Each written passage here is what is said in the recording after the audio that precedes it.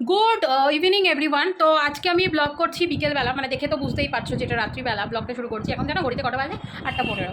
তো 8:15তে ব্লগ কেন শ্যুট করলাম এটা তোমরা আমার কাছে কোশ্চেন করতেই পারো। যাচ্ছি মেলায়, তো আজকে তোমাদেরকে মেলার ভিডিও দেখাবো। তোমাদেরকে দুদিন আগেই বলেছি যে আমাদের এখানে পানিহাটিতে দই চিড়ের মেলা হয়, মানে পানিহাটি মহাদ্বন্দ্ব উৎসব। এটা একটা অনেক বড় উৎসব। শ্রী চৈতন্যদেব এখানে চিড়ে দই খেয়েছিলেন, কলা চিড়ে দইটা শিষ্যদের নিয়ে। তো সেই থেকে কিন্তু এখানে এই উৎসবটা হয়ে থাকে। আমাদের পানিহাটিকে আর একটা জিনিসও বলা হয় কি জানো? পুণ্যভূমি। কারণ আমাদের পানিহাটিতে অনেক মনীষীরা এসছেন। রবীন্দ্রনাথ ঠাকুর এসছেন, মহাত্মা গান্ধী এসছেন এখানে, ঠিক আছে, নেতাজি এসছেন, ঠিক আছে। তো রামকৃষ্ণ পরমহংস এসছেন, তো সেজন্য এখানে পুণ্যভূমি বলা হয়। যাই হোক, এখন খাচ্ছি হচ্ছে গ্রিন টি। এই দেখো, গ্রিন টি খাচ্ছি। গ্রিন টি খেয়ে এই জিম থেকে আসলাম, মেয়ে আসলো ক্যাচে থেকে। এখন সবাই রেডি হয়ে গেছি, মেয়ে নিচে চলে গেছে আর আমি এই চাটা খেয়েই আপনি বেরোচ্ছি। তো চলো, বেশি বকবক করবো না, মেলায় গিয়ে দেখা হবে। পুরো ভিডিওটা দেখবে, আশা করছি ভালো লাগবে। তো দেখো, এখন আমরা মেলায় প্রবেশ করে ফেলেছি। আর এই সাইডে বাইক আর এই সাইডে অটোগুলো দাঁড়িয়ে রয়েছে। এই অটোগুলো আমাদের এপার থেকে ওপার, ওপার থেকে এপারের জন্য কিন্তু সাহায্য করে। আর এখানে ঢুকেই দেখো নিত্যানন্দ মহাপ্রভু এক পাশে চৈতন্যদেব, মাঝখানে হচ্ছে রঘুনাথ দাস গোস্বামী, যিনি কিনা এই নিত্যানন্দ মহাপ্রভু আর এই যে তোমার ওই শ্রী চৈতন্যদেবের এই যে অনুষ্ঠানটা, এইখানে কিন্তু উনি প্রচার করেছেন। আর ওনার জন্যই কিন্তু এই অনুষ্ঠানটা এখন একটা সফল অনুষ্ঠান হিসাবে প্রতিষ্ঠিত। যাই হোক, এখানে দেখে নাও, এইটা একটা পুরনো গাছ আর এই পাশে একটা সাইডে গাছ আছে, যে গাছটা একদম পুরাতন গাছ। এক মানে এটা একদমই নতুন গাছটা, মানে নতুন বলতে কি, মানে অনেক বছর হয়ে গেছে, তবে এই গাছটা পরে লাগানো হয়েছে।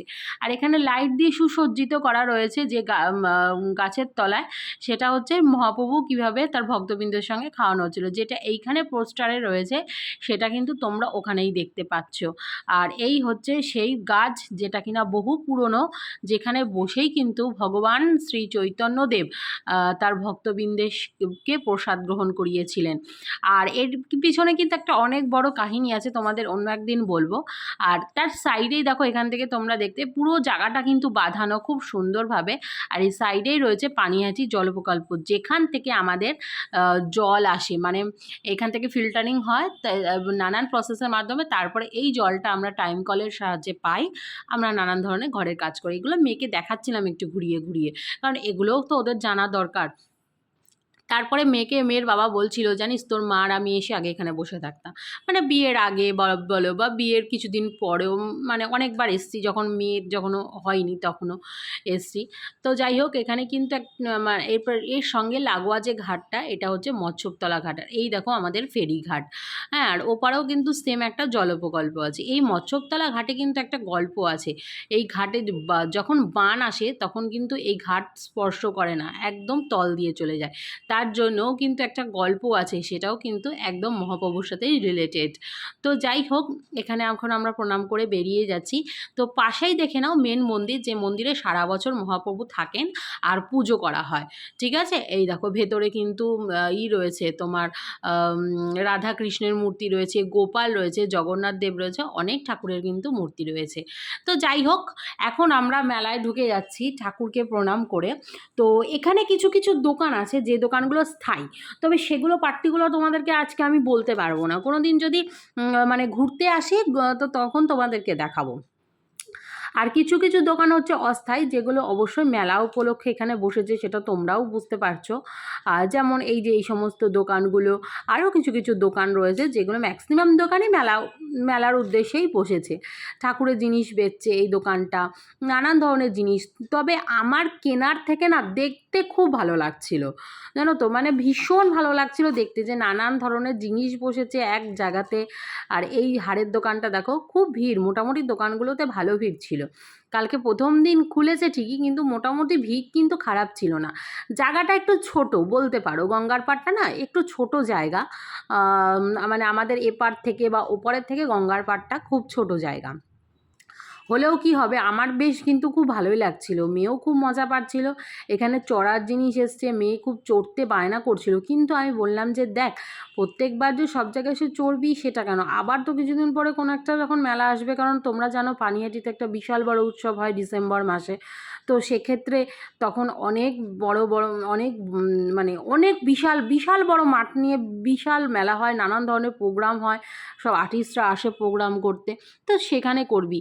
এখন এখানে একটু খাওয়া দাওয়া, একটু ঘোর, খেলাধুলো মানে খেলার জিনিসপত্র কেন, ঠিক আছে।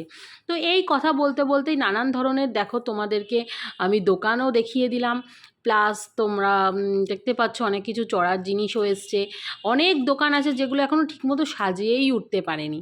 হ্যাঁ, তো এই মেলাটা মনে হয় সম্ভবত 1 সপ্তাহ মতো থাকবে, মানে এই শনিবার থেকে হয়তো সামনের সপ্তাহে রবিবার অবধি। তোমরা যারা যারা আসতে চাও অবশ্যই এসো, কমেন্ট করো, আমি তোমাদেরকে মোটামুটি ঠিকানাটা বলে দেবো, ঠিক আছে। স্বদেশীর মোড় থেকে তোমরা, সোদপুর স্বদেশীর মোড় থেকে কিন্তু তোমরা আসতে পারবে চাইলে। একদম টোটোওয়ালাকে বলবে যে টোটো যায়, টোটোওয়ালাদের বলবে যে গঙ্গার পাড়ে যাব। আর ওপারে কোন্নগর থেকে যারা আসবে তারা তো ফেরি পেরিয়ে একদম তোমার মৎস্যতলা ঘাট একদম সঙ্গেই, তো তোমরা দেখতেই পাবে যে মেলা বসেছে, ঠিক আছে। তো যাই হোক, তোমরা কমেন্ট করলে আমি তোমাদেরকে ঠিকানাটা, অ্যাড্রেসটা দিয়ে দেবো। থাকতে থাকতে তোমরা অবশ্যই এসে দেখে যেও, বাড়ির বাচ্চাদের খুব খুশি হবে, বাড়ির বাচ্চারা কেন আমি বলবো বড়রাও খুব খুশি হবে। কিছু কিছু দোকান দেখলাম আমি, খুব কোয়ালিটি দেখলাম দোকানগুলোতে, মানে ভালো জিনিস বেচছে। কিছু কিছু দোকান আমার একদম পছন্দ হয়নি, মানে লাইটের আলোতে দেখাচ্ছে খুব দেখতে ভালো লাগছে, কিন্তু সামনে থেকে যখন দেখলাম তখন সেরকম একটা লাগলো না।